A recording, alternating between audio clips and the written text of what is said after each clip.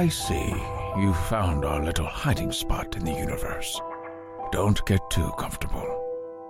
This is a place where you will find those with an experience that's out of this world, or possibly deep within your life. I welcome you to the Oracles with James Tyson. Lean forward and listen. We will pull you into a supernatural journey with guests from around the world, each one experiencing some of the most extraordinary phenomena this wee planet has to offer. I wish to invite you to support the program through the Oracles with JamesTyson.com Patreon link. For as little as $3 per month, you qualify for a free monthly psychic reading, a past life regression, and exclusive access to our filmed interviews. Don't lower your guard. That's just the beginning as we give back. When I have reached 2,222 members, we will be giving away monthly trips to supernatural hotspots and conferences across North America. Don't run. I can see you. With a limit of 4,500 Patreon supporters, you will want to get your passports ready, as every third month, we will include paranormal conferences and tours in Europe and Australia. I know you can hear me. Visit theoracleswithjamestyson.com and click on the Patreon link. Where are you listening? That's the Patreon button at theoracleswithjamestyson.com. Now, here are the Oracles with James Tyson. Thank you, Liam, you crazy little alien, you. And I want to thank you, listener, for tuning in to this episode of the Oracles with James Tyson. I think you're going to have fun. This is a very interesting young woman we're going to bring on all the way from Melbourne, Australia. She is internationally renowned psychic Solreta Antaria. And she's best known as an ET communicator who also speaks light language. Now, we're going to get into light language and find out a little bit more about that. I had never heard of light language before I met Solreta. It's something she has been able to do for a long time in her life, since a little kid when she started bumping into what we lay people know as extraterrestrials, ETs. She's also experienced UFOs for many, many years, and she has been aware through her contacts of other dimensional realities, and she's also helped hundreds of people around the world connect with their own ETs and interdimensional guides, like your spirit guides, but these are ETs and other interdimensional guides. And that assists people on their own mission here on Earth, whatever mission that may be. This shines a light, clarity, and brings a sense of comfort, confirmation, and renewed enthusiasm to their soul paths. So would you like that for your soul path? Maybe we should get a hold of Solreta. Actually, you check her out. While you're listening to this, why don't you pop open her website, solretapsychicreadings.com. Yes, she's a psychic. Again, that's Solreta, Solreta, Solreta psychicreadings.com. And she does them all over the world, all over the planet. She does travel on Skype and Zoom and whatever else she does travel on Skype and Zoom and whatever other communication devices you may have, even that old thing called a telephone. But she does readings like that. And again, she will connect, it is believed, to extraterrestrial beings and interdimensional beings that are your spirit guides that have been basically assigned to you before birth, along with a whole myriad of different characters that have been connected to you all your life. Now, she studied kinesiology, hypnotherapy, and shamanic studies, and has an advanced diploma in health sciences. And she currently lives in Melbourne, Australia, working as an author, spiritual mentor, teacher, and a YouTube channel host. So when you go to her website, again, solretapsychicreadings.com, click on the homepage and you click on that little YouTube icon and see what she has on YouTube and what she's posted there. It's absolutely fascinating. So let's bring her on. I want to introduce her to you, and you'll find out she is an absolutely fantastic, and you'll find out that she is absolutely an amazing human being. Solreta, how are you today? I'm great. Thanks so much for having me on the show, James. Oh, it's my pleasure. And it's lovely that I can actually talk to you in the future and know that the world still exists. Yeah. Because you're that far, you Australians are that far advanced. It's been a while. It's been over a year since we chatted. And some of the stuff that I mentioned in the opening here, like an ET communicator, and you also speak light language. That to me has always been really, really interesting. And for my listener who hasn't met you yet, can you kind of explain what you mean by a light language? And when did the whole ET communication thing start with you? Yeah, sure. So I guess the earliest sort of memories that I have are around age 4. So for me, I always had this like streaming consciousness coming in from higher self that was, or more of like my soul self, that felt this other language. And I could always hear it as like an inner voice or inner dialogue, but coming from my soul. So English to me feels kind of like a second language. And sometimes we don't quite have the words to express what we're feeling to be able to convey, certain things. It's a very limited language.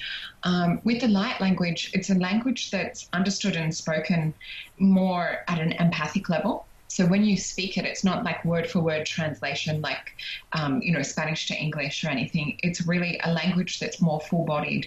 So when you speak the light language, people listening that are more empathic and receptive will sometimes see things. Sometimes the physical reality will disappear and they'll sort of be seeing themselves amongst the stars. Sometimes they'll feel and notice like different colors or different sensations within the body. A lot of people also experience like upgrades and also like different vibrational changes happening within their energy field and their body. Oh, so yeah. Now, you have some meditation CDs, don't you? Or Yeah, I do, and also on Spotify as well. On Spotify, do you get into and iTunes and pretty much everywhere else? Okay, iTunes and everywhere. Do you get into the light language when you're on those recordings? Yeah, so I've got a light language album that's out as well. And some people even put it on while they're cleaning the house. Other people put it on to go to sleep at night. Others while they're meditating. Oh, that is interesting. That is really interesting. Where did you... Well, I guess you said, at about 4 years old, it was kind of... That was always kind of coming to you then. Over time, did you figure out exactly how and why it was you that has this? Yeah, so it was... At 21, I met some others that also spoke light language, and we were able to understand and communicate together. And the other cool thing that happened last February was I was flown by Japanese TV to go and meet a lady in Italy, and she also spoke light language, and they wanted to see if we could understand each other. And so it was really cool. We had a translator who he was Italian, he spoke English and Japanese and Italian. So when I was speaking to this lady, I could see, hear and feel this, it's almost like a telepathic connection sometimes when you're speaking to someone else who speaks light language. There's like a soul understanding. So I translated from light language into English what I was hearing and seeing and feeling. And then they translated from her Italian because she didn't speak English and I don't speak Italian. So they were able to find out that we were saying the same thing. So that was really cool. Wow, that is really cool. Now, the light language, is there a language on Earth that's anywhere near it? Not that I've found. I've heard some people have said to me, oh, it sounds, a little bit Hawaiian, or it sounds, like it's from here or from there. But yeah, it's because it's not like word for word translation, it really is felt empathically in the body and in the emotional field as well. Okay. Would you be prepared to give me an example? Yeah, I would love to. So the way I guess I prepare people for hearing it is just to get into that meditative mindset, just to do some deep connected breathing and just to listen and be open and have the awareness of messages or feelings or sensations that come to you when you hear it. And yeah, I'll just speak some and then I'll translate after. Okay. Yasanla naru nara kanyarush. Malanaira togara nara sutoera. Yalanaira takayaro sonaira taka. Yalanaira takaruna satoro. Mahaya nara tasgara no satara. Yashaya nara tokayara na sotara. Mihalna nera tokar. Yasaya nara tokayara tokori. So what I was saying then was talking about, this time and space that we have between us right now. So you in Canada, myself in Australia, and everyone else placed where they are around the world, that's actually kind of like an illusion. So in spirit, like we're all connected as one right here, right now. So it really is that, that physical distance really is that illusion. And we're all working together, on a mission to help raise consciousness and to work together for the betterment, not only of the planet, but also for people and for humanity and for the animals. And really, it's just, I guess, about having that awareness that we are connected. And when we have that awareness and feeling and sensation within the body, especially within the heart, then, those other illusions and realities start to drop away. So it's really where we start to get working with more of the psychic senses as well, which is something that really excites me. Oh, wow. That is interesting. Well, actually, you were saying that, and I was trying to focus, and all I got was like a candle and a candlestick. Like like somebody would walk around an old house with, holding a candle in front of them and lighting the way as they were moving. So it was kind of weird. I was hoping you were talking, something was going to come up to do with lighting your way or a candle, because I was like, oh, I think I have it, but maybe not. No, you did. So what you said was perfect, because the way in which the beings and the way that I see things as well is that we are actually all these little lights. So that candle was probably your soul light. And, all of these soul lights, when we're switched on, it's easier for others to help find us and to connect to us. There's this cool Instagram account, I think it's called Find the Others. And that's kind of like what we're doing, and part of, you doing this show. It really helps others to connect and to find us and for us to find them. So it's called Finding Others? I think it's called Find the Others. It's cool. The Others. I think so. It's on Instagram, but I love that idea of that, in us putting information out there, we're really helping to reconnect, and to, when all those lights come together and form, a connected grid around the planet, that's where we really start to see consciousness rise and change. And we see, big vibrational shifts and positive movement happening. Oh, let's stick with the positive movement. Good Lord. Yes. So much of the other stuff out there right now, it's just, I know the positive stuff is like oil pushing the negative water away, but we just need more push, more of that positive, very upbeat way of dealing with things, as opposed to the real negative stories that we get daily forced on us. So it's kind of fighting the weeds with a machete, a positive machete. Yeah. And I shouldn't say the word fighting, it's just moving. Yeah, I guess the way is real. Yeah, you had experience with ETs when you were a kid. Tell me a little bit about that. Yeah, so for some strange reason, a lot of it stems back to age 4. I think that's where maybe whether more of my consciousness came into my body, but always experiencing waking up through the night, or that sensation of being watched going to sleep. Seeing things in my room, because I've seen things since I can remember. But yeah, always having a sensation or knowing that when I was going off to sleep, that, that something was going to enter my room, or that, I would be off onto different traveling experiences and on other dimensions and planes. So as a child, I really didn't want to go to sleep. I used to fight sleep every single night and always wake up really early as well. So some of the early experiences I remember around that time were almost like school-like experiences. And it's funny because I've had other ET contactees, some that are public, some that aren't, recall, seeing me on board different UFOs in this kind of learning situation. So some of us will go and teach and learn on board UFOs and craft. And it's interesting when you start to meet others that you've had experiences with, in other realms or other, on UFOs and things, it's really interesting how you can be talking about one part of like your version of what you've seen and experienced, and they really fill in the gaps for you. On the other part, I think it's really helpful with such sometimes it can be, less tangible than this physical reality. But I think that at the same time, it doesn't mean that it's less important or more important. I think we just experience many different states of reality. And I think this is something that, the human consciousness is really just starting to understand. I think those that meditate really are able to pick up the concept a lot easier. Is it because those who meditate are already possibly open to that kind of way of thinking to start with, and makes it easier for them? Yeah, I definitely think they're open to more of that. I guess if we talk about it in terms of frequency, they're more able to tune into those kind of frequencies. And I think it's about subtle awareness, because some of like this 3D reality, for example, is such a dense awareness place. But when or I guess as a galactic and a global community, we're really starting to step up the game, and we're starting to notice these frequencies and awarenesses.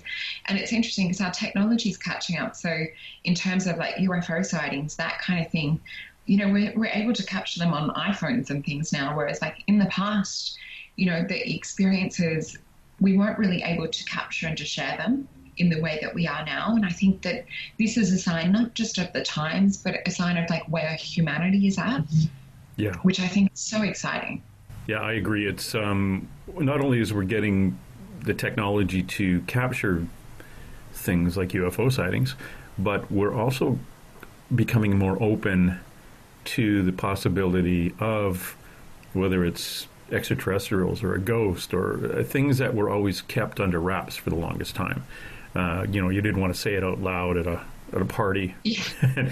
or having coffee with your friends. Oh, I saw an ET the other day, and it was walking. Yeah. Big gray thing walked down the street, and then guess who's not getting invited for coffee anymore? And I think that's perhaps like, as a female, where that's a little bit easier.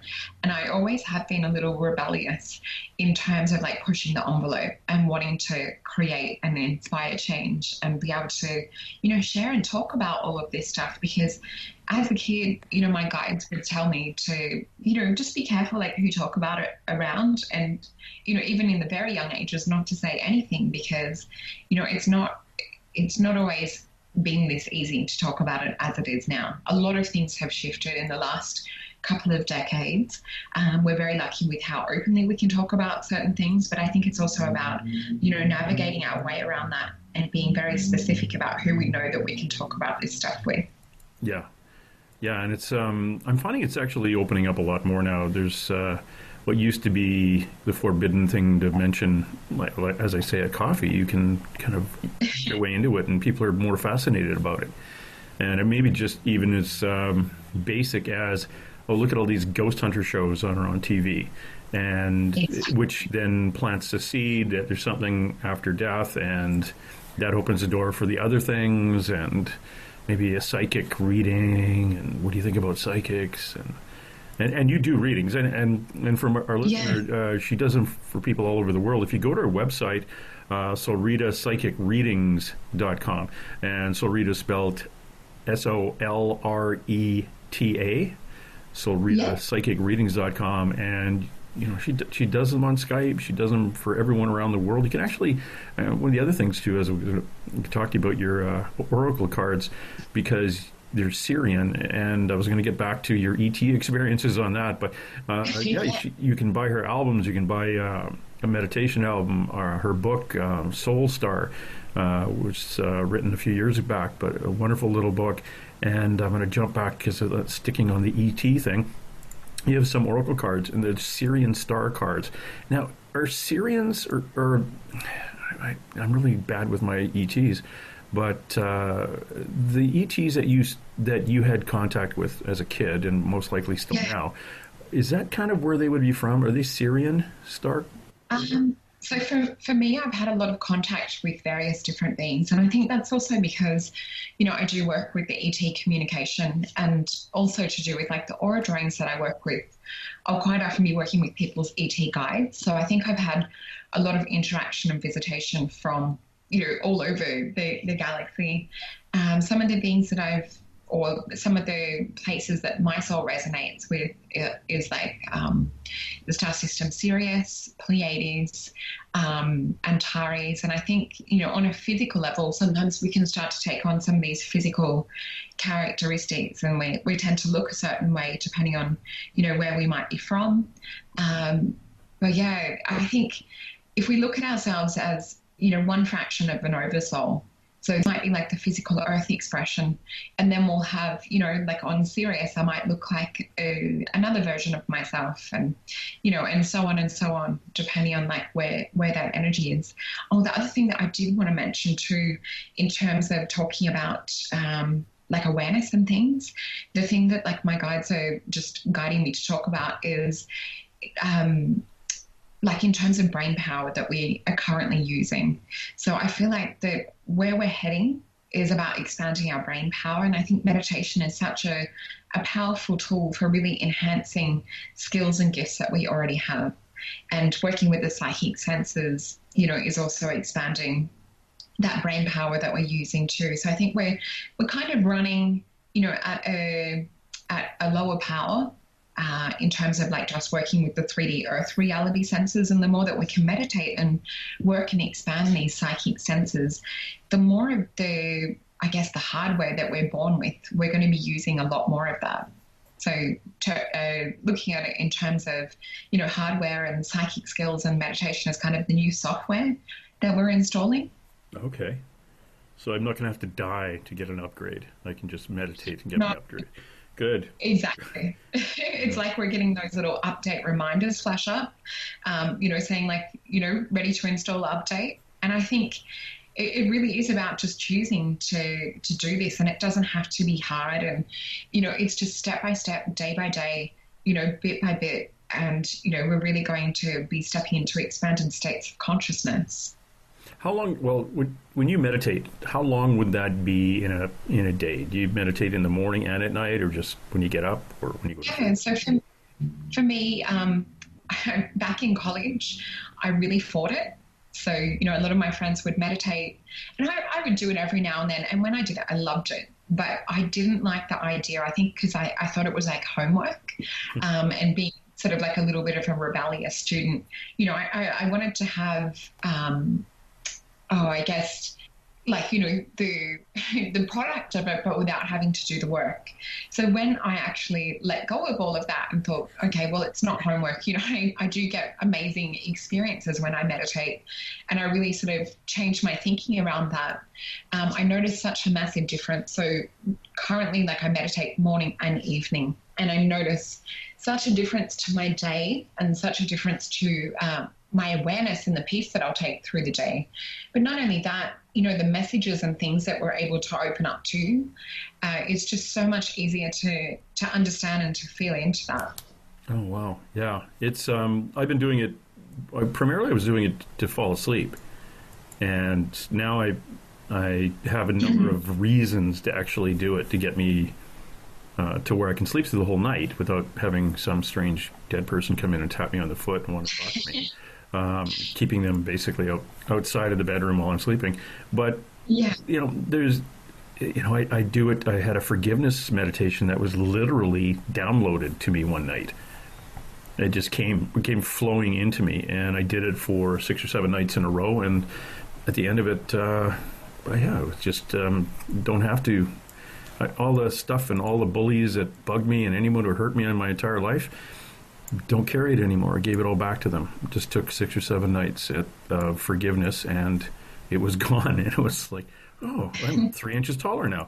But if I wasn't... How cool is that? That's that software that I was talking about. So it's all there. It's all there in the field for us to download. And, when we start to inquire and we start to ask questions, or we start to feel, that we perhaps like need a certain upgrade, it really is feeling into it and allowing that space to come. And I think that's what meditation does. It allows us to get into that space where we're more receptive. Oh, wow. Yeah, we're talking to Solreta Antaria. She is a wonderful human being, possibly human being, out of Melbourne, Australia. And again, go to her website, solretapsychicreadings.com. She is a ET UFO experiencer and much, much more. Now, well, I've got you sitting down. I hope. Tell me about your first UFO sighting. Yeah, so that goes back to early childhood. And it was interesting because at the time I thought it was just a really, really magical dream. And it was one of those dreams that still, you know, sometimes when you have those experiences and you can still recall them and see it, you know, in the same light that you saw it back in when it actually happened. Mm-hmm. So for me, in this dreamlike experience, which is quite often projected as a dreamlike experience when you have ET contact, or it will, sometimes the UFOs or the ETs will create like a screen memory. That's quite common as well. So some situations the ETs might appear like doctors or like healers in lab coats, that sort of thing. But there'll be a different sensation or a different feeling, or like a different sense or knowing that's associated with this dreamlike experience. So for me, I can still see it clear as anything. I would have been under the age of 10. And I swear that in this experience, it was like Santa's sleigh landing in my backyard. There was flashing lights all around it, which I didn't realize until I had a regression that, hey, that normal story, like with Santa's sleigh, he doesn't really have flashing lights going around on the sleigh. So it was a UFO actually projecting as a screen memory, excuse me, of Santa. So I always loved that, you know, the story of Santa and the magic of it.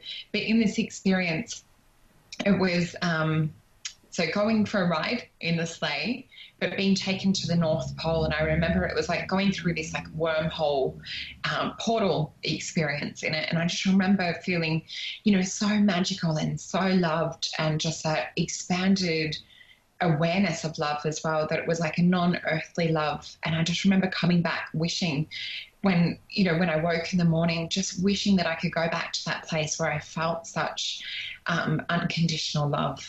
And I think for me, I've been very lucky that even though as a child I was scared of, you know, things in my room and that, but a lot of my ET experiences have been very positive and very, you know, educational and expansive. And, you know, some of the messages that I do get from the ETs, like when they do appear, because I still wake up to them in my bedroom now, sometimes wake up speaking light language in the middle of the night, having communications with these beings. So going from one reality into the other, because sometimes they will jump in and out of physical reality, and as we do when we're sleeping. And so, yeah, some of the messages that I get and experiences is that they're working with me as sort of like ongoing education. So, you know, always working with upgrades.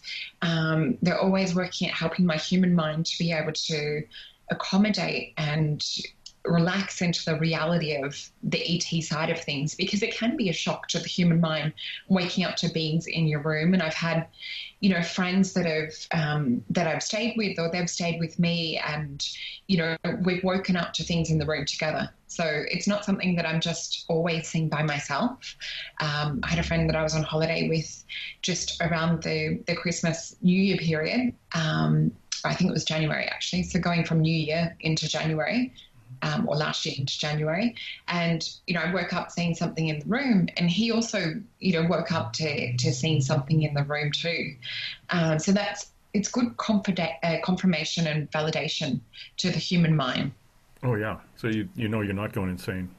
But exactly. Well, you've had it going on since you were a little kid. So it's, for you, you've kind of crossed off the insanity box, saying, "Nah, it's not that. I do actually see these things."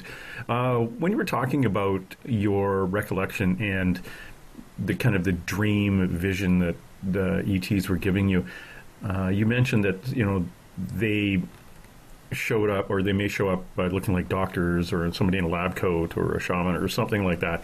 Is that very common? Is that something they do just so they don't, when they want us to have a memory of a specific they're downloading something and they want it as a memory, so they don't show up as something either short and gray or tall and blue? Yeah, sometimes I think it's also to kind of like buffer or blur for our consciousness, because they also don't want us to go into shock, the positive ones anyway. Mm-hmm. So I've woken up to, I'm not sure if I talked about it on your show last time or not, but I remember waking up, this would have been probably around early 30s.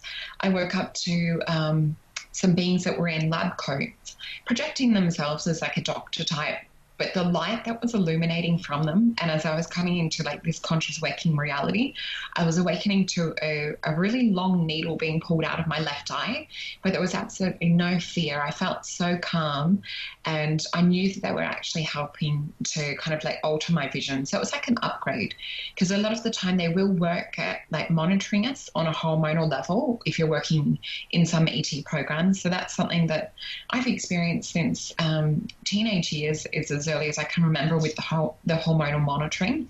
So I would wake up to almost like snake bite marks on my hips, and that would be when they were doing various checking and monitoring and hormonal testing, checking levels and different things, because they are interested in us as a species, but they do work with upgrading our species as well. And I don't think that DNA is just some physical kind of thing. The way that I see it, and the way that I see like the epigenetics, or like the gears of the DNA, is that they are affected and can be influenced harmonically. So like with sound, with energy, with vibration, I think we're able to alter and to work and upgrade our DNA in many more ways than just a physical level. Wow. And when you're talking about the ET program, or if you're in the ET program, what do you think your role is in that program? So for me, there's the feeling and memory of always feeling different from a young age. So I actually feel more ET than I do human, which I'm sure like a lot of the listeners out there will be nodding in agreement with always having felt different and feeling like perhaps that Earth is like a second home, or even remembering, living off-world lives, and this Earth life can feel quite foreign.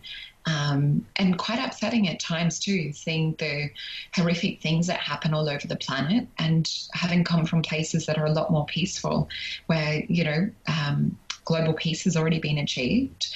And this is something that, the Earth life can be so foreign to a lot of us, in that we don't quite have that yet here on Earth. But part of our mission and job is to help to anchor that here on Earth. So it's really important that there is a lot of us that resonate with the ET, or even like angelic aspects, of these races, because that's part of like what we're here to do, is to anchor that here on Earth.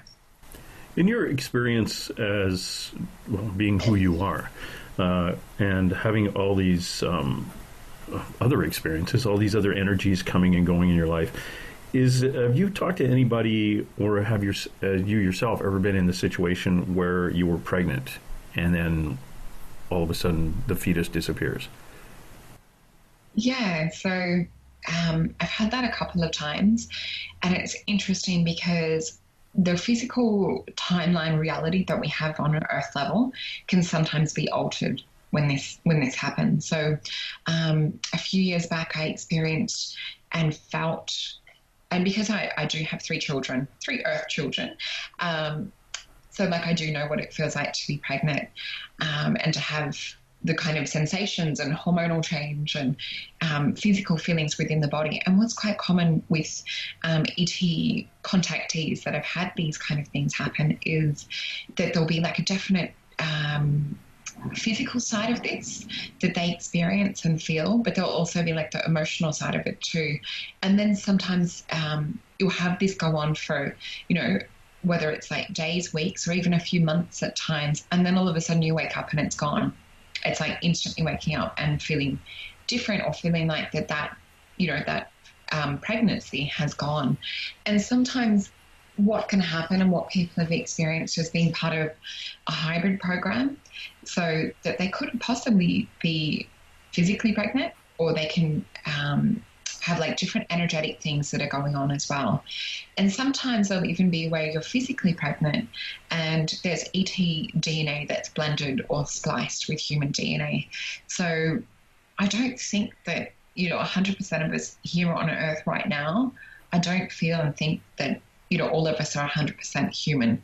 I think that there is some splicing and things that are going on. And I'm not sure if many of the listeners have seen the series with Dakota Fanning. I think it was a Steven Spielberg series called Taken. Yes. That's actually something when I watched that really strongly resonates with me and a lot of other experiences. We watch that and we're like, okay, this is like our reality. This is what it feels like, what it was like for us. And the other interesting thing is quite often that this is generational. So it does tend to go back into, sometimes it'll skip a generation. It may skip, the parents' generation and go back to the grandparents. And I find that highly fascinating as well. So for anyone wanting to sort of see more information or see, what it's like, I would definitely recommend to watch that series, Taken. Wow. It's something to take another look at, is that to see exactly what's going on with the what Spielberg did with that story and how he's presented it. Because a friend of mine, Samantha, who has had a number of these pregnancies, and she's actually been allowed to go visit her children she still is, well, quote unquote, abducted, and she has been since she was a teenager, and she's permitted now to go up and see her children and how they're doing and talk to them, and which is interesting.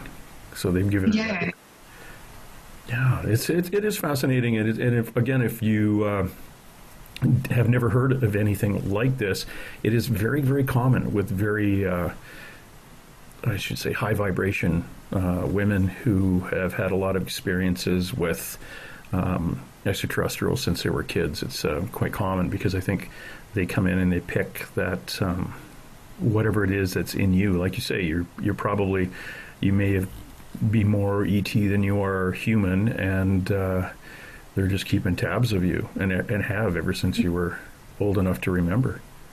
Yeah, and what's interesting too is sometimes that they'll pick, so like for these hybrid programs, they'll have, a male and a female counterpart here on Earth, and then there'll be some kind of almost like an astral experience. So I've had myself different experiences where there's someone that I physically know here on Earth and we'll have a mutual dream, and just the memory and the feel and the touch of that kind of mutual dream experience is beyond normal earthly dreams. There's too much detail and too much physical feeling within that dream type space for it to just be a dream. And then to have the same recollection and information come through from that.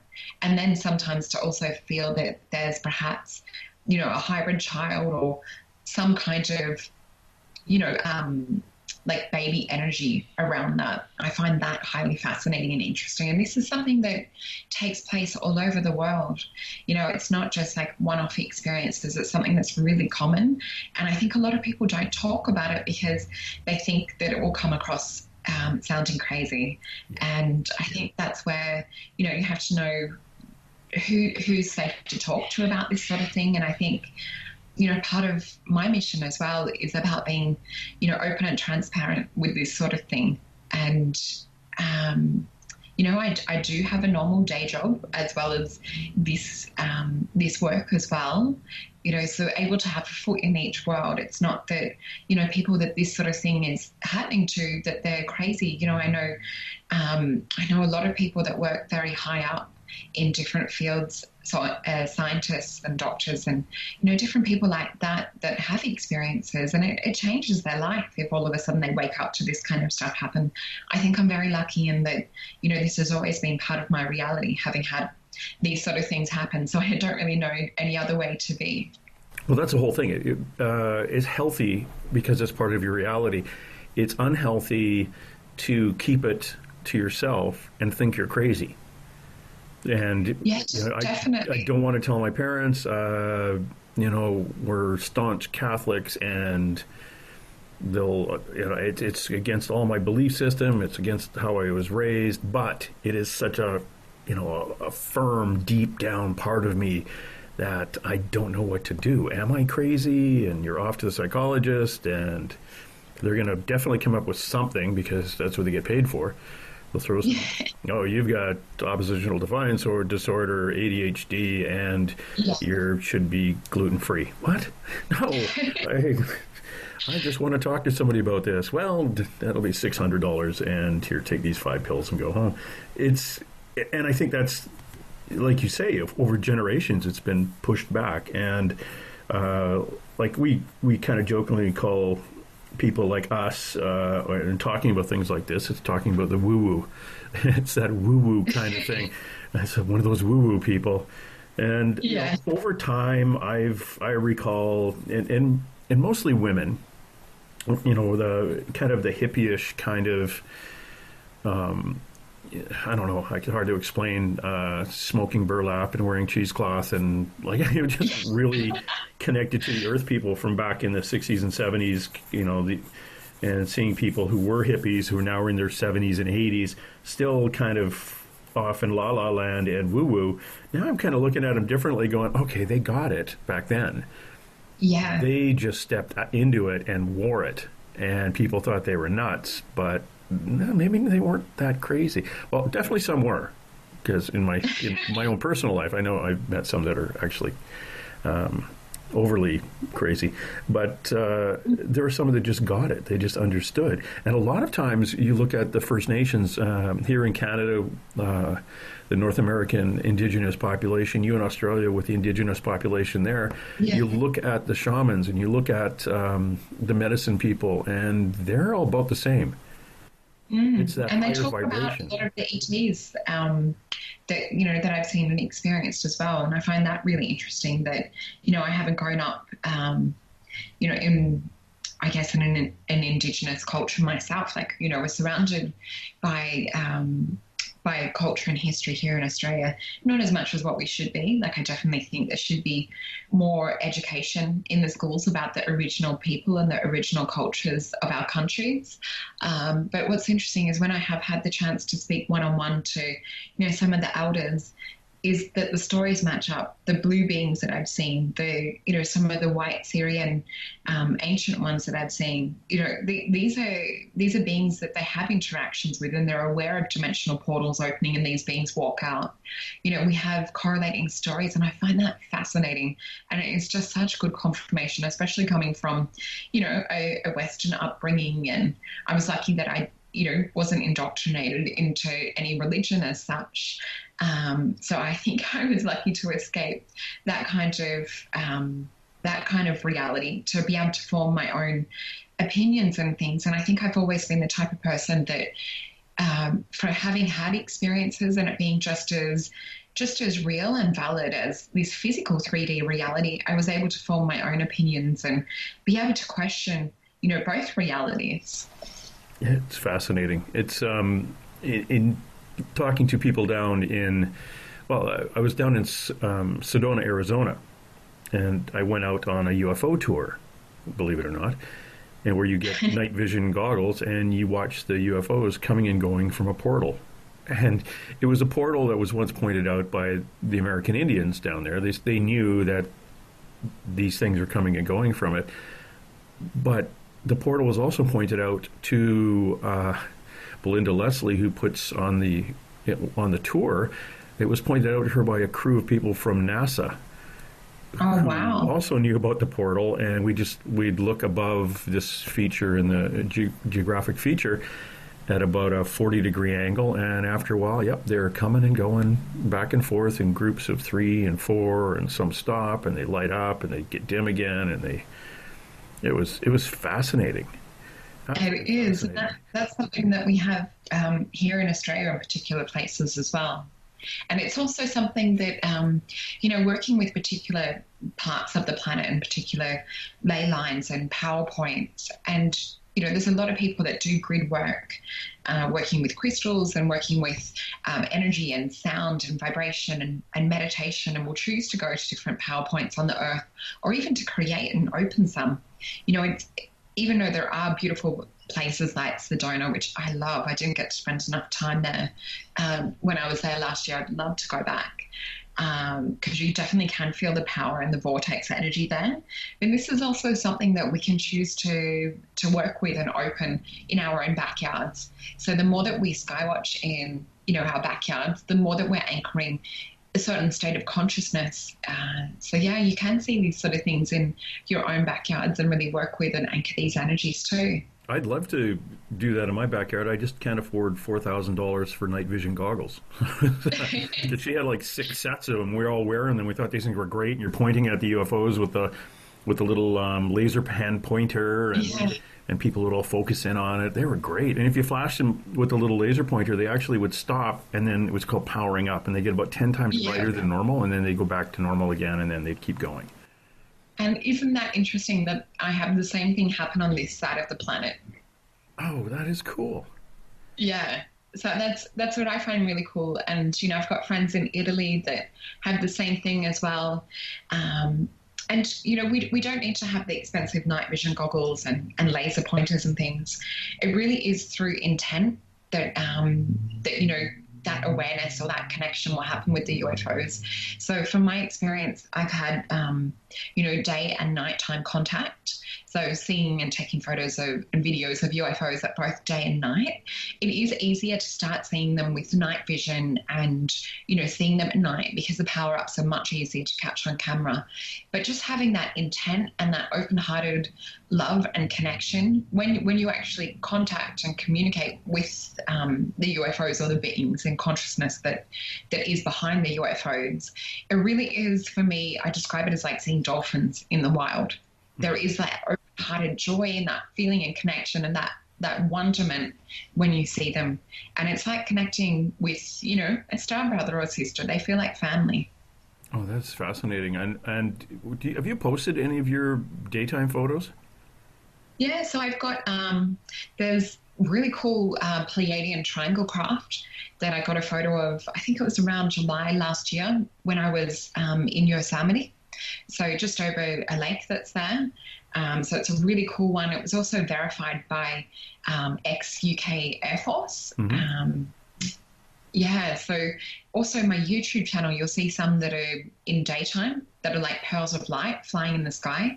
One of them you can even see sort of like a shadow or outline of a being that's flying inside this pearl of light, which we also refer to or call a Merkaba. So it's like an energy field. And I think that some of the reasons that these ETs are contacting and communicating or even showing up like that is to show us what we're capable of on a human level. So if we look at stories of Buddha, and we look at stories of, monks and that are attained rainbow light body status, a lot of these beings are changing or altering or having a real conscious connection with their energy field and with their, it goes back to talking about the brain and about what kind of percentage of brain power are we utilizing.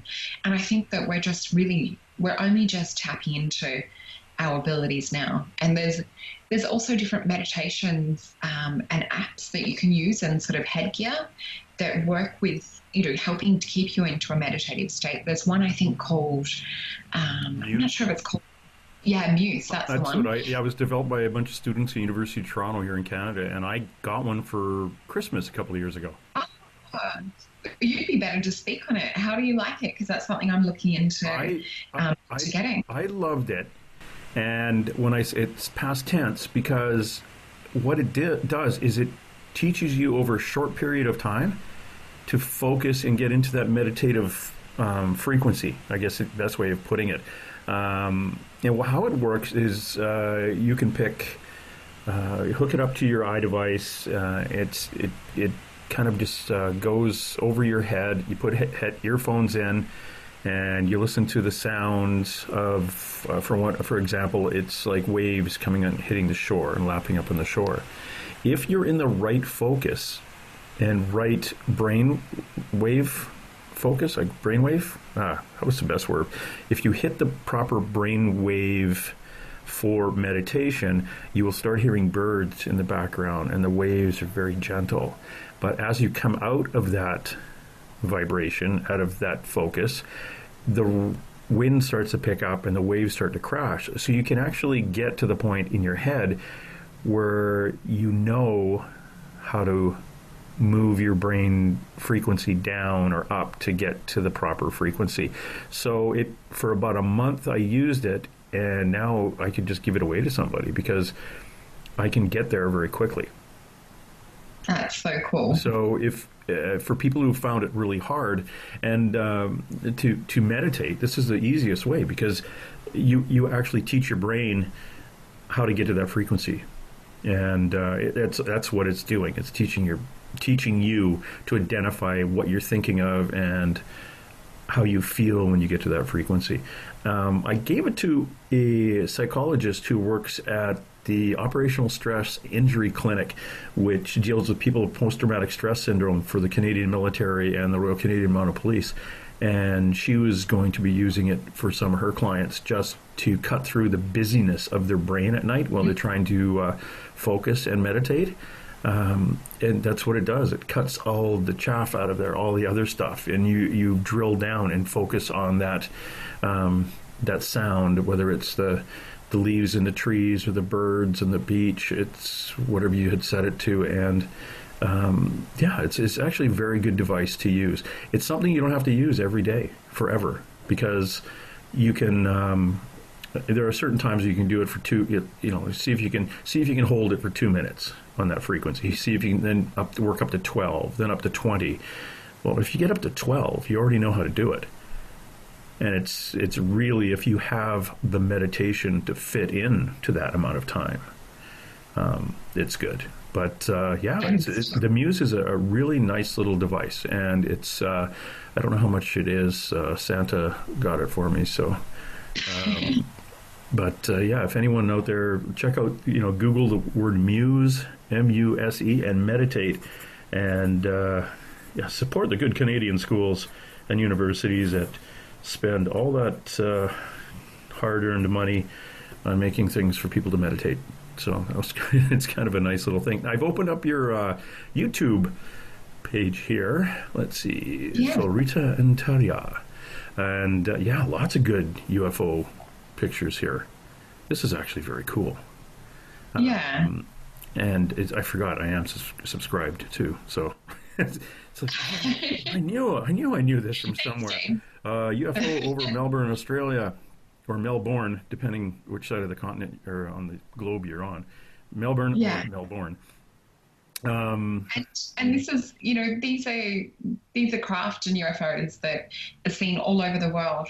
And that's what I find fascinating, is that, friends in Italy and America and, all other places, and a lot of my clients that are all over the world, we've all seen really similar things. And I find that, that helps to add to that validation as well, that, we are being visited as a civilization.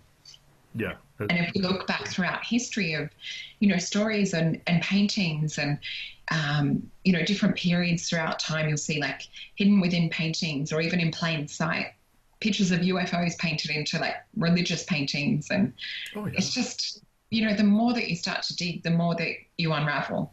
Yeah, from Hindu scriptures and Hindu paintings to Christendom, those little things flying off in the distance, they were just something common. Mm-hmm. And they always seem to be around when something great was happening, whether it was before a war or before a famous person was born or something. These things showed up, and then off they went. You've had experience with reading for people, obviously, because that's what you do. Your psychic work. And I'll get into the aura drawings in a bit here, but this thing is kind of interesting, that because of the ET connection is very, very strong with you, when you're doing a reading for somebody, does it ever pop up that they are as connected to the ET side of things as you are? Yeah, and it's funny because sometimes when there's, I think everyone's in different states of being open like to read.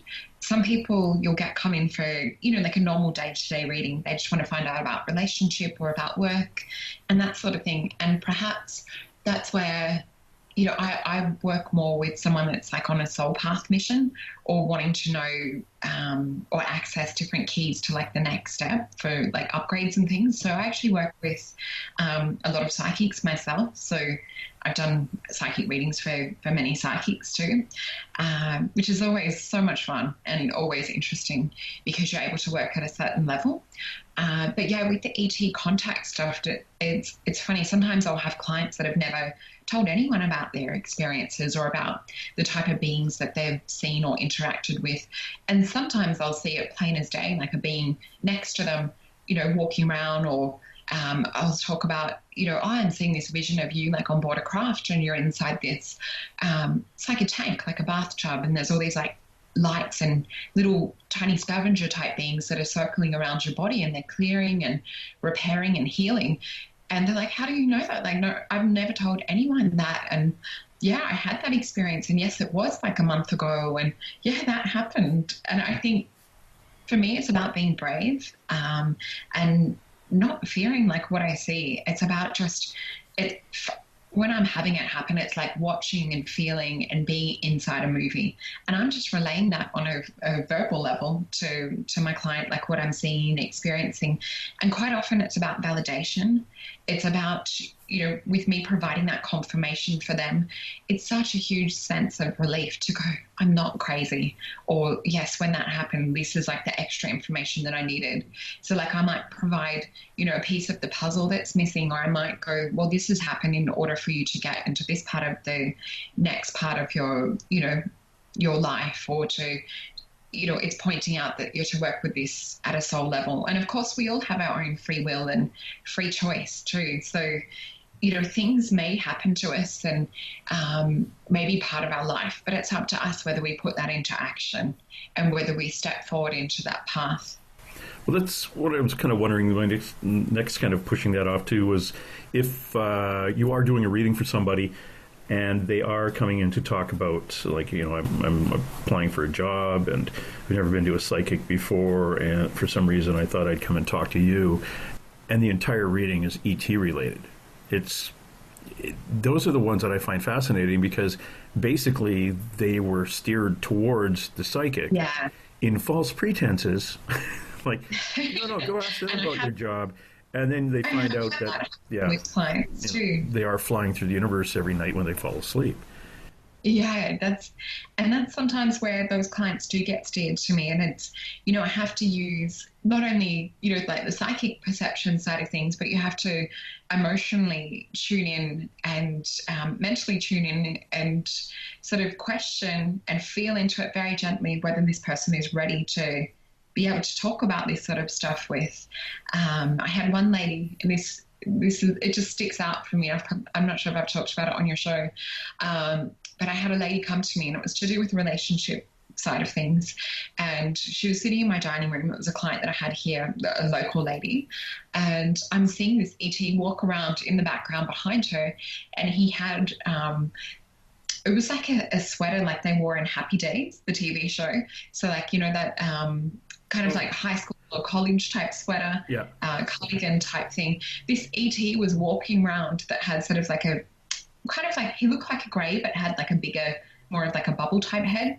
And he was walking around in this sweater, and it was hilarious because some of them will come more into this physical vibration. Some you'll see that are projected into your mind, like into your third eye, and you'll see it like a movie that's being played, whereas others you'll see them on both levels, walking like physically, like a soft kind of auric type glow. You'll see them physically there, and others you'll see on both levels. So he was there on both levels.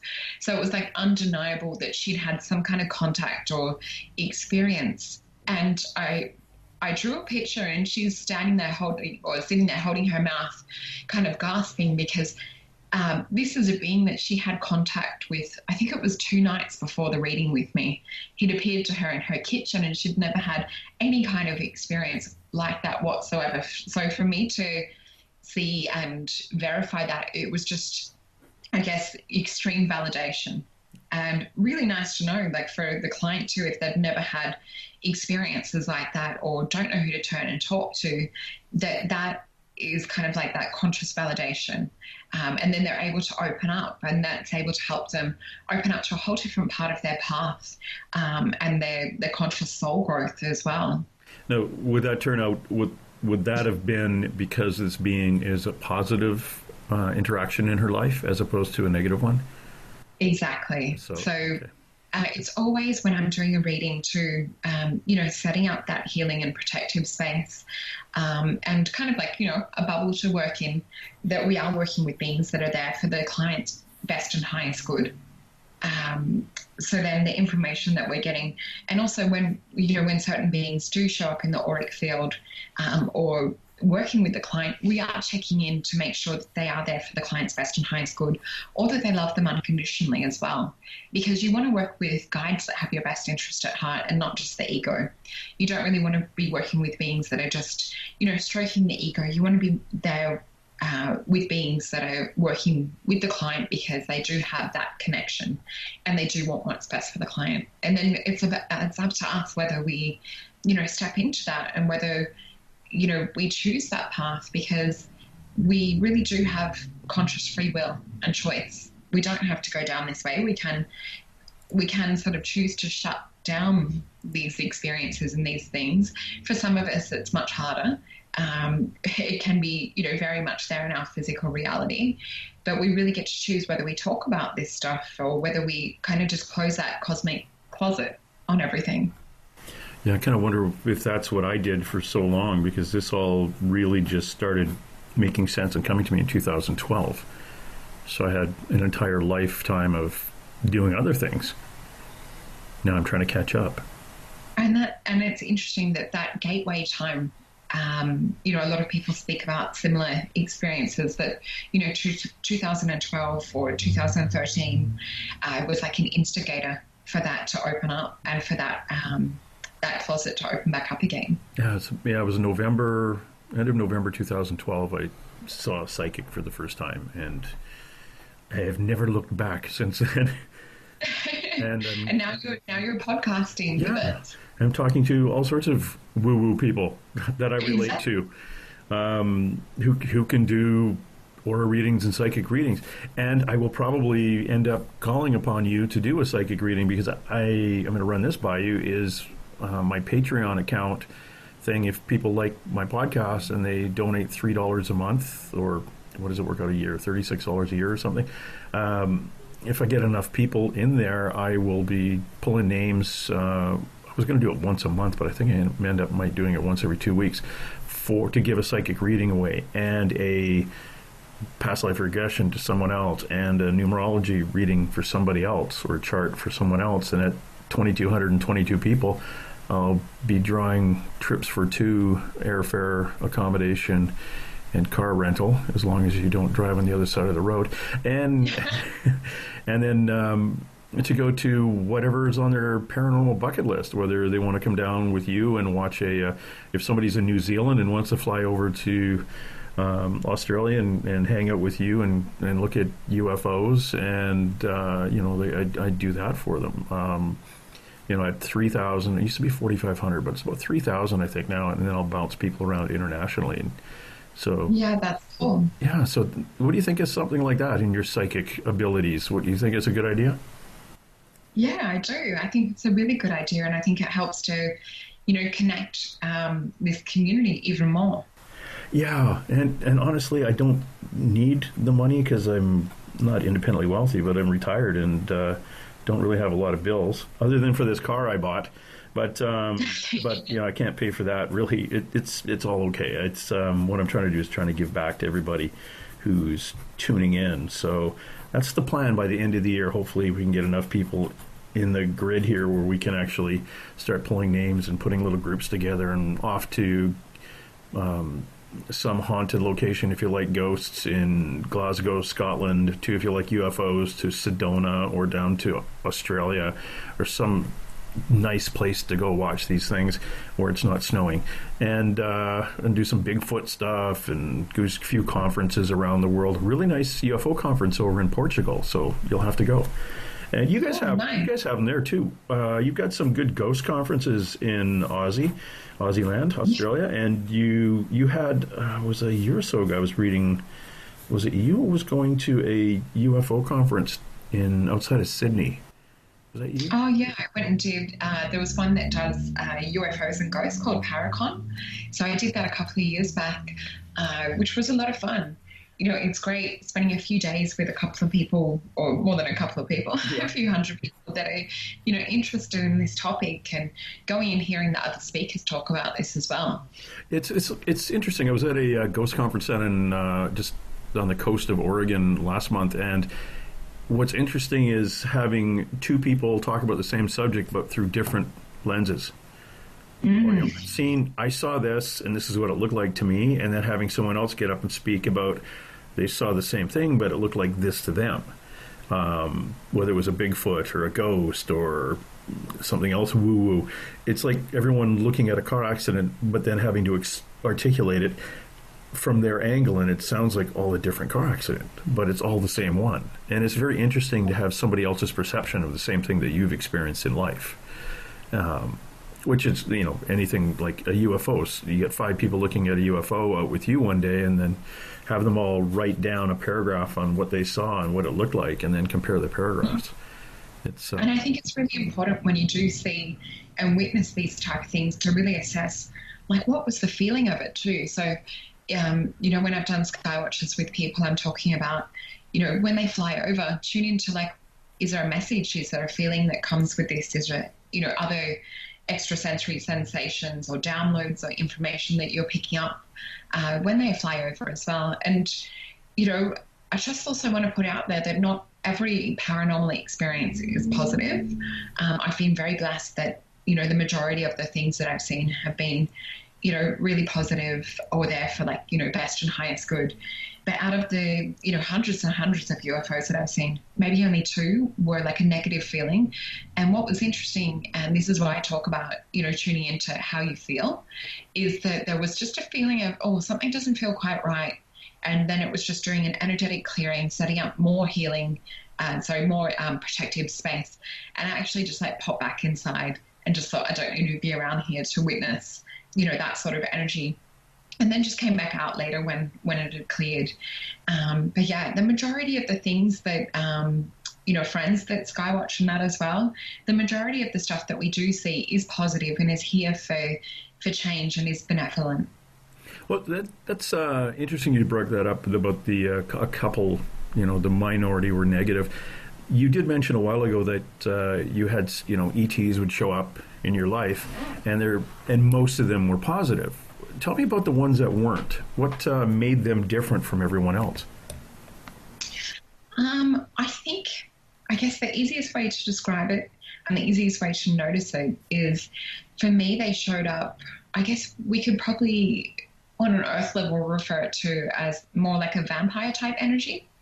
So it was a entity or, you know, being that would try and invoke fear or try and, you know, like feed into certain or invoke certain feelings and emotions, or even projecting, like at a dream level, certain scenarios or situations that they knew would invoke fear.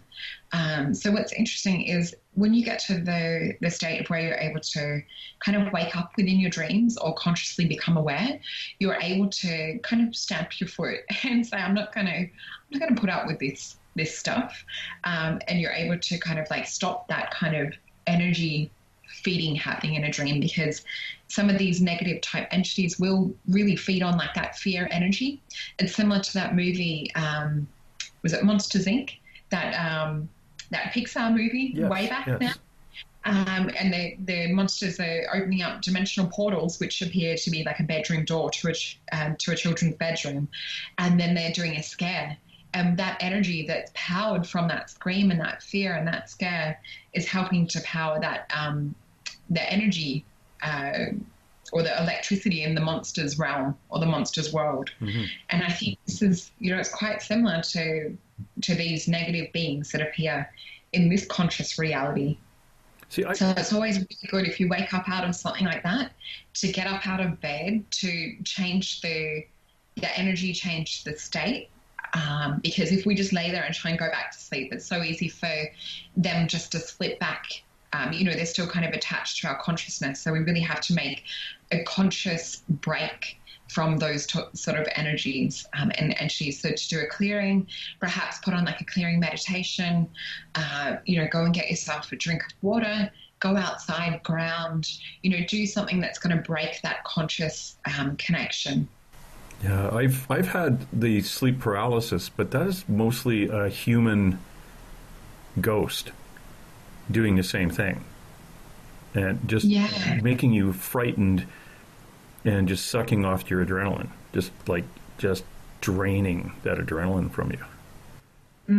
Yeah, so there is ET energies that can be similar, like waking up with paralysis. Sometimes it can be, you're coming back into body consciously, but your body's not physically connected as such just yet. Yeah. And that's where I get them. I usually go to the archangels and try to push them out through that. Yeah. The negative spaceships, though, that's interesting. Now, you talk about Palladians and the Sirius star system and things like that. Where do you think the grumpy gusses come from, these little negative ones? Some of them are, from star systems that are more common, but some of them, come from places that we don't really have names for. So like when we look into the night sky and we see, the physical star systems, that's sort of, I guess, part of like our physical 3D reality, but not every being comes from a physical 3D reality. Some of them will come from places that are, energetic, or, they exist in a non-physical reality. So some ETs are physical like us, some are kind of like sub-physical or, part energetic, part physical, and others are purely, will work more at like a psychic level. Oh, okay. Interesting. I just trying to stay away from them. If I'm kind of worried about now. Okay, hold on. These ones are okay, and those ones are. Oh, come on! They all have to wear signs or something. This is where, like, how you're talking about doing like the Muse program, and we're talking about meditation. You get to start to really become perceptive of your own energy and your own consciousness, and you start to learn what feels right to you quite quickly and what feels like it's of a lower or a more egoic state. And then you're able to step in and do the clearing, do smudging, put on like music that's going to clear. We're able to kind of adjust and accommodate ourselves a lot more easily. Yeah. Let's talk about this interesting thing you do, this aura reading. And you do a lot of things. You obviously do psychic work, and you also do some past life stuff too, don't you? Yeah. And I've done some ET regressions and things. Unfortunately, I don't have the space where I'm currently working from to be able to do the regressions at the moment. But yeah, definitely with the readings, that's something that I can be doing over Skype. So it really doesn't make a difference. A lot of people are like, I'd really prefer like to fly to the other side of the world and come and have one with you. And I say to them, it doesn't make a difference. Even, once or twice I've had Skype cut out and we've had no visual, but I can still see energy just as clearly, in my third eye as I can, looking at someone physically. So it doesn't make a difference to picking up information. It's definitely my passion as well, is working with people doing the aura drawings and the psychic work, which I do all rolled into one. Yep. So, when I'm doing an aura drawing, I'm utilizing that psychic information and psychic skill, and also utilizing the tarot cards too. Okay. Now, when you do the psychic, you do the aura drawings, do you actually see the aura around them, and then do you make a sketch, or a colored sketch? Yeah, that's right. And also working with the person's guides and working with my higher self and their higher self, I then also pick up a lot of information that's So like I'll draw the colors, but for me, colors are a language in itself. So say like I see certain colors around someone, like I might see the color of gold. So gold will sometimes be like a spiritual information or learning or education that's streaming into the person's life currently. And it's to do with, picking up information, not from books and things as such, because when we're looking at education and learning on a physical, practical level, it will quite often appear as the color yellow, like when they've got extra study and things going on. But if it's more of the color gold, it's like their higher self or their guides directly, either channeling or communicating information to them. So it's about them learning to meditate and pick up the information from within rather than going without and doing study with books per se. Oh, that's fascinating. If you go to the website, listener, at solretapsychicreadings.com, you'll see a little bit about the, I think it's in the About section, actually. Yes. Yeah, and there's an origin section too. Yeah, there's a picture of one of the writing, the aura drawing and psychic reading section. There's a picture of what she's doing, and it's the drawing that she's made, which is all very colorful. And when you say color is a language, I guess if you see blue in me and you see blue in your neighbor, it means the same. Oh, sort of. It's kind of like a generalization, I guess, with the colors. But then when we tune in, we work with the guides and, I sort of psychically pick up more information, whether it's see, hear, and feel, different informations, because I'm very lucky in the sense that I get it as multiple streams. So I'm not just seeing things, I'm picking up a whole gamut of information at the same time. So I would say my psychic senses are very much like blended and work together as like one muscle. And then that's when we also do the tarot cards. So we'll listen to the information the guides are telling us to do with what we're seeing in the aura, because they'll just keep building and building upon the information and laying down, bit by bit. And then what we do when we tune into the cards, I work with them through psychometry, which is the picking up of information through energy. So I tune in, holding my hand over the cards, and I see, hear, and feel extra information coming from the cards, and the guides are also picking up and telling me different things. And then when we get to the point of where the energy becomes sort of empty, or not empty, but it's like the guides are like, okay, we're done. We can flip the card over.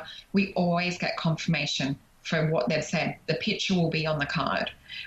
It's sometimes down to the exact image that we've described or the exact scenario that we've described. And the beings, they're quite comical in the sense of, because they know that our human minds need validation in order to accept and believe. So the cards are just really another tool that we can use to help provide that validation to the human mind. And it blows me away every single time. Doesn't matter how many readings I do, when the guides have spoken it and, we're getting the information and the cards face down and then we flip it, it makes me laugh. It blows me away every single time. And the guides are all sitting back on, when will she just trust us? She knows this is going to happen. I think for me, I really do trust. Yeah, and no matter how crazy or how strange and bizarre the images that they're showing me are, I will relay it and the client will be like, oh, wow, I've never told anyone that before. Or how do you know that? And I do also have a little bit of a skill with, I do have some everyday clients come to me that aren't perhaps into the ET side of things, asking about Tinder and, dating apps and things like that. And can you tune in and see what this person might be like? And I've had some really funny things happen. This is kind of what's going on for him. And, then my clients have gone on dates with them and they're like, how did you know that? I had one client, she showed me, I think it was about 10 different photos. And one of the photos, I tuned in and I started to describe his personality. And I'm like, I'm seeing a pier and I'm seeing a yacht. And she hadn't met him. She hadn't gone out with him. And I'm like, and also he's a multimillionaire. She's like, what? She's like, how do you know this? How are you picking up on this? She went out on a date with him that night. He took her to his yacht and everything that I said was accurate and true.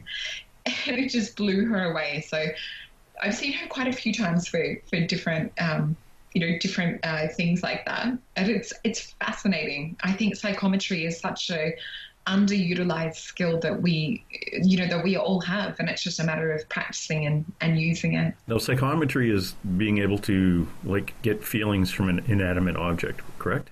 Yeah, so sometimes you don't even have to physically touch it.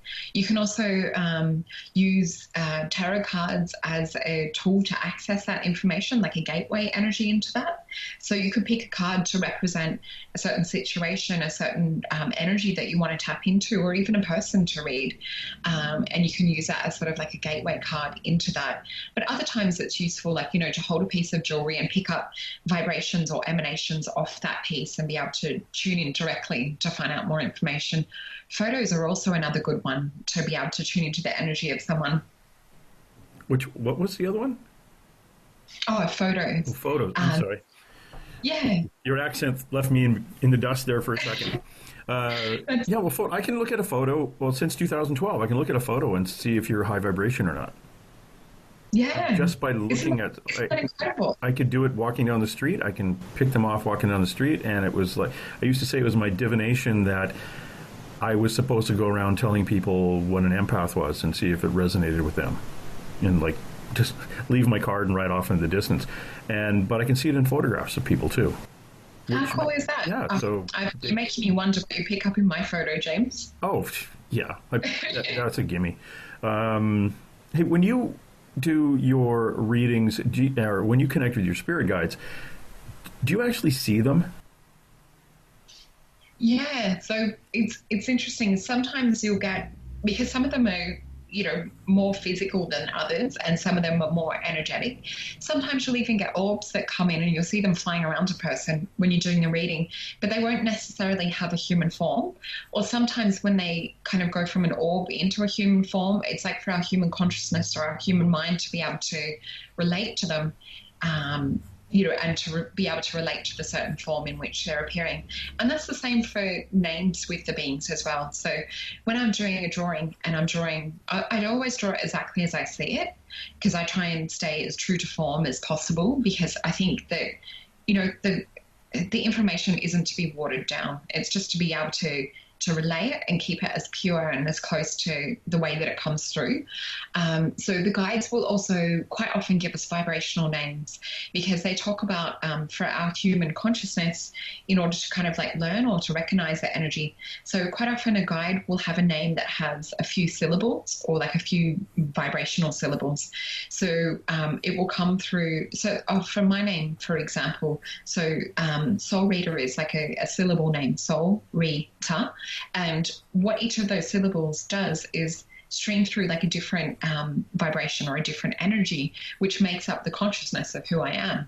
So with guides, it's very similar. So when we say the guide's name 3 times or more, always making sure that we set up a safe space and energy and that they're working for us for our best and highest good before we do any work with guides or meditation or ETs and beings. But like say we say that guide's name, so say Samara, like say we're working with a guide called Samara, it would be simply just to state the name Samara, Samara, Samara, 3 times, and we're able to tune in and feel and sense that energy. So when we get versed and practiced at it, we don't have to say the name. We're able to just recognize that energy or that vibration come in, and we're able to go, oh, such and such is trying to contact me in a meditation. Okay, what is it that you're trying to show me, or what is it that I need to pay attention to? Okay, that's interesting, because no one's ever told me about saying it 3 times, and I have my primary spirit guide, I was told his looks by someone who he appeared to, he looked like somebody who lived in Egypt about 30,000 years ago. And I said, oh, that's kind of cool. What's his name? And the psychic says he's laughing because humans always want to put names on things. Didn't even dawn on me what she said. And then she said that he'd never been earthbound. Total went over both of our heads. And it was about a year later, I had one of those photographs taken where you kind of see your aura and all that. Oh, yeah. And I had this couple of tall blue things behind me and a short kind of white fuzzy thing to my left. And you see the tall blue ones are on the right behind me. And a shaman psychic walked by, looked at the photograph and said, oh, your guides are ETs. And then he walked away and I went, what? And then it totally makes sense. Yeah, he's an ET because he's never been earthbound and he didn't have a name. But I called him Matthew because I'm human and I got to stick a tag on it. But when I was doing readings for people, I would take deep breaths, and as I exhaled, I would say Matthew. And I'd do it 3 times. And there you go. I would ask for him to introduce me to the other guide, because when I do a reading, I don't see guides. I see like your grandmother show up over on your left side, and then on your right side, I'll see, to me it's more of an angelic realm. I'll see like angels, and every so often I'll see a tall blue light or a pink light, and I either take those as ETs or I take them as light being relatives. But they can't, because they can't go to the other side. They're on more of the higher vibration side. Yeah. So I don't get guides at all.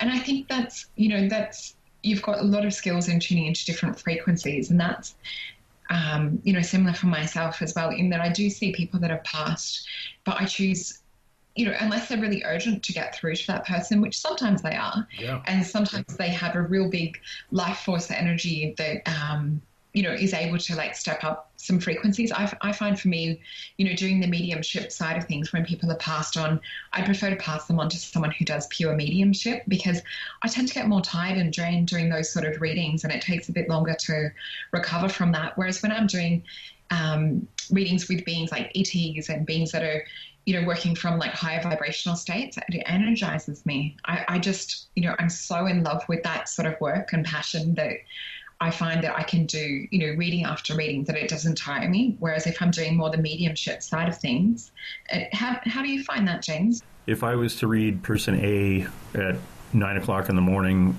and I found this at conferences, when people walk up and start talking to me, all of a sudden some relative will run in and want to explain something, or just want to say hi, or want to relate something. And the relative will look like a tall man in a brown suit.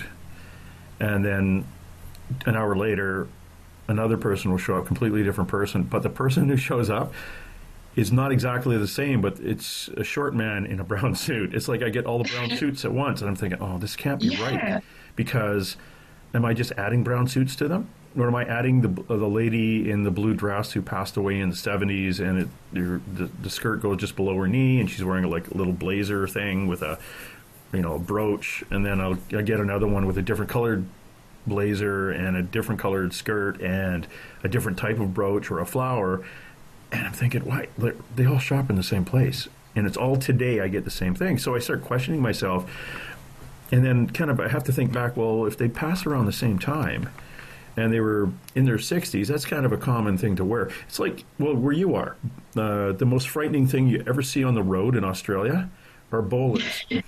A whole bunch of old folks piled in a car wearing white clothes and white hats, because that car's not going the speed limit. It's going to go 50 kilometers under the speed limit. Everyone's wearing a hat. You have no idea who's driving, because they don't. So it's like, if you had a bowler die, they're all going to look the same, because they're all going to wear their little lawn bowling outfits. And I know that from driving in Australia. You don't want to get behind them. No. I was back there in the 80s, and I'd probably still be there now. And two things: not getting caught into a traffic circle that I'd never been in before, and getting behind a group of bowlers on their way to lawn bowling. But it's one of those things. If they passed in this time and they were about this age, that's a common thing for them to wear. So I kind of have to shake that out of my head and go, okay, show me something else. But I also don't, because of this, talking to people for 4 years on another radio show, internet radio show, I do understand that once a family member comes through, and for example, it's like there's a man dressed as a clown beside you. Oh, my dad, he used to dress as a clown. That's what he did for work. That's it. I'm not going to go any further. I'm not going to go, okay, show me something else. Well, no, smarten up. He's shown you he's a clown, and now he's showing you back as the dad, because we've confirmed that is your dad. I'm not going to go say, well, can you tell me, did he smoke a pipe? Did he jingle change in his pocket? Did he, all these other things? Did he have his initials on his forehead? No, stop with the clown. You got it right. Move on and actually pass the message on. But I've heard people do readings where the entire reading, or on the radio show anyway, for 10 minutes was all describing the dad. After the guy said, he asked my dad. Oh, yeah, perfect. How would you know that? That is my dad. Yep, that is definitely my dad. Well, thanks for calling. Meanwhile, Dad's going, no, I wanted to tell him about driving off the cliff tomorrow. What are you doing? But, we get through that stuff. And that's a couple of things that I really have to focus on, is identifying the individual coming through quickly and then moving on to whatever the message is. But sometimes the message comes before the person, and I don't hear it. The visual that I get in my head of the person does hand signals, various things with their hand, which I'm doing now and you can't see, so it's irrelevant. But they do certain things, and I've learned what those motions mean. But I also get a download of stuff that it's not coming from me, it's coming from them. And I'm getting better at definitely understanding it started here and it ended there, and everything else before that and after that is my own thought. You see what I'm saying? That's the hard part. Yeah. I just find it so fascinating hearing the way that other psychics and mediums work as well. So for me, sometimes I can feel the guides almost like searching through my head like it's a filing cabinet, and they're pulling out different examples or different things that I may have seen or witnessed or felt or, had happen to use as a reference to help communicate or convey something to the client. And I find that interesting that you get the hand signals. Yeah, and the hand signal, like if you put your left palm out and chop it with your right hand, that means you have a decision coming up, an important decision. Oh, yes. That makes sense. Putting your palms together like you're praying and then opening up like you're opening a book, that means you're on path. Wow, I just got goosebumps. And if they pat you on the shoulder, that means they like where you are in your life. And I take all 5 fingers of my right hand and start putting them together and then kind of going in circles on the palm of my left hand. That means you have work to do. Oh, yeah. It's like you're writing, but you're writing with all your fingers. It's like, you still have some work to do. So, and then everything else is, it comes through in, if they want to say, I'm sorry about something, they will start, I'll just get, I'm sorry, but you know what I'm talking about. And, it comes very, very quickly. So it's still juggling to determine, am I catching up to what they're saying, or am I thinking this, and why would I be thinking this? So that's the hard part for me, and it's supposed to get easier, allegedly, but I don't know. And it does. The other thing is I have a tendency of walking around open, which is kind of creepy, but because I'll be standing in my little local coffee shop, and I'll be looking at the coffee shop owner, and his dad came through, and I was looking at, is that your dad, or your grandfather? Was it grandfather? Dad or grandfather came through anyway, and he was dressed in weird little khaki shorts, and ended up being he was in the Italian army during the Second World War. So he'd be probably in North Africa in these little khaki shorts and a weird black feather in his hat, and after that he just was all I got that he was a bit of a rounder. He was a bit of a fighter, a scrappy guy, and he just thought he'd come through and say hi. But and some of them are characters, aren't they? Yeah, and the ones that come through. The people that come through are mostly the person who has volunteered to be that in-between with their spirit guides and them. That kind of, as your guides want to give you the hair on the back of your neck standing up, they don't have to drop their vibration down as quickly, and you don't have to reach up. They just give it to your volunteer relative who does it for you. Yeah. And that's who I see, the in-between. That's cool. Yeah, but if I'm doing cards, that's just standing looking at you. But if I do cards, I ask my guide to connect me with their guide, and then we just go with the cards. And I flip a card over. And I was funny. I actually had a friend of mine who I gave her a whole bunch of business cards, and I said just put 7 of them down, and I flipped them over and looked at the white side, and I did reading for her on those. So it's just a focus point, really. It really is. Yeah. It's just a tool, isn't it? Yeah. So I'm getting used to just sitting in front of somebody, taking a couple of deep breaths, opening my eyes and go, oh, nothing for you today. Or yes, your grandmother here and wants to talk to you about some decision you have to make. And you have this many angels over your right shoulder and some tall blue person or family member. And then I explained kind of the angels are, these are your guardian angels. They'll, make sure you don't step out in front of a bus, but they also have your itinerary. So when it's time for you to step in front of a bus, they're going to kick you. They're the ones that push you out in front of the bus. So they know what's coming. I think I'm going to let you go because I think we've talked way too long. Well, actually, no, that's not right. I've talked way too long. Oh, it's been so much fun. I always love chatting with you. It's always such a joy. Oh. Thank you for having me. Oh, thank you, Solreta Antaria. Now, please go to her website, solretapsychicreadings.com. It's SOLRET. R-E-T, stop it. SOLRETA, Solreta Antaria at solretapsychicreadings.com. And doesn't matter if you're all over the world. Hey, you can pay her in Australian dollars, which is like Mexican pesos, isn't it? I'm not really sure. No, it's not, because I've been to Australia. It's not that expensive, but it was more than the Canadian dollar, which is still way less than the U.S. dollar. So save up some U.S. dollars and get a deal. And please go to her website. It's very, very cool. It shows you about her aura drawing psychic readings. And you can also go check out her shop for her recordings on everything from, what have you got? You've got, what was the not free meditations, but there's meditations and... Well, there's some free ones on my website as well. Oh, look at you, giving away stuff free. I'm going to have to do that. Download some free stuff. And also at the front at home, you can click on her YouTube. So do that and subscribe to Solreta Antaria's YouTube and check out her videos on UFOs that she's filmed. And I'm quite responsive on Instagram and Facebook as well. Mainly Instagram. Mainly Instagram. Oh. And what's your name on Instagram? And so it's just my name, Solreta. So SOLRETA _Antaria. ANTARIA. Good. I wanted you to say it with your accent. Again, thank you very much, Solreta. It's really nice talking to you again. And when I get an opportunity and draw somebody's name for a psychic reading, I'm going to be calling you up and getting a reading done with you. Thank you. Thanks so much, James.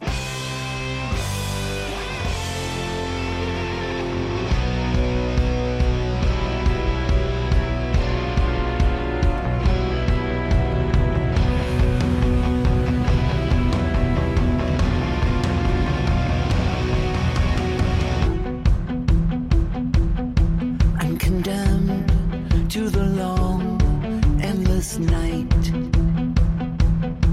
and I live in the absence of light, and my shadow has life of its own, watching you while you sleep all alone.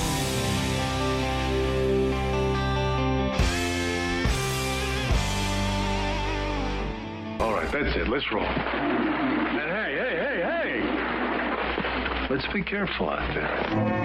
Far over the snow, what are those voices? They sing as they go, what are those voices? Look up for the mountain. Here come the mountain. Because somebody hide, somebody better. Through the hail, like a pack of angry wolves on the trail. We are after you, dead or alive. We are out to get you, dead or alive. And forget your soul. If you're the one, better run away. Son, you are done. Throw your gun away. Here come the Mounties to get the man they're after now. Run through the hail. Angry wolves on the trail. Dead or alive, we are out to get you, dead or alive. If you're the one, better run away. Son, you are done. Throw your gun away. Here come the Mounties to get the man they're after. No! I see dead